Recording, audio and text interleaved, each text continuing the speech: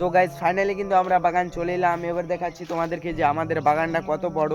আর এই বাগানে আমাদের কিন্তু অনেক রকম আম আছে, সেটা তোমাদেরকে দেখাবো। আর আর আরো কিছু আম আছে যেগুলো কিন্তু কাঁচাতে মিষ্টি লাগে, আবার পাকাতেও মিষ্টি লাগে, মানে অনেক রকম আম আছে। তো এখানে দেখো আমাদের বাগানটা কিন্তু কত বড়। এখানে দেখো যত দূর চোখ যাচ্ছে তত দূর কিন্তু আমাদের এটি বাগান সম্পূর্ণটা। মূল কথা হলো যে আমাদের এই বাগানটা কিন্তু প্রায় 30 বিঘাতে কিন্তু আছে, মানে 30 বিঘাতে কিন্তু গাছ লাগানো আছে আমের। তো এবার চলো তোমাদেরকে দেখাচ্ছি আমাদের আম কতগুলো আছে। তো বলতে গেলে এখানে আমাদের 30 বিঘাতে প্রায় 200 পিস গাছ আছে। আর সেই 200 পিস আম গাছে অনেক আম দেখাচ্ছে তোমাদেরকে। চলো আম আম কতটি হয়েছে আমাদের। তো এই যে দেখো গাইস, এইটা গাছের আম দেখো কতগুলো হয়েছে।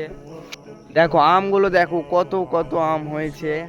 আর এরকম গাছ কিন্তু আমাদের অনেক আছে, আর সেগুলো গাছে কিন্তু অনেক আম হয়েছে। আল্লাহ দিয়েছে এবারকার অনেক আম হয়েছে, অঙ্ক না ধন্যবাদ। তো এখানে দেখো আমের সাইজ গুলো দেখো, বাপ আমের সাইজ গুলো দেখো।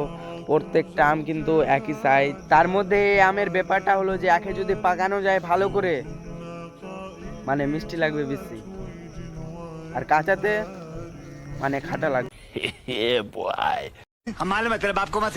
বুঝতে পারলা গাইস কিরকম আম আছে আমাদের, কোনটা খাটা লাগবে, কোনটা ফাটা লাগবে, কোনটা কাটা লাগবে, কোনটা টক লাগবে। তো এবার যাচ্ছি আমরা পাকা গাছের পিছনে, মানে পাকা আম পাড়তে। তো চলো তোমাদেরকে দেখাচ্ছি। সো ফাইনালি গাইস আমি কিন্তু এখন চলে এলাম গুঠি আমের কাছে, মানে নামটাই হলো গুঠি আম। তো দেখাচ্ছি তোমাদেরকে কিরকম গুঠি আম। আর এই আম কিন্তু পেকে গেছে এখন, তাই জন্য দেখছি যে পাকা পায় কি পায় না।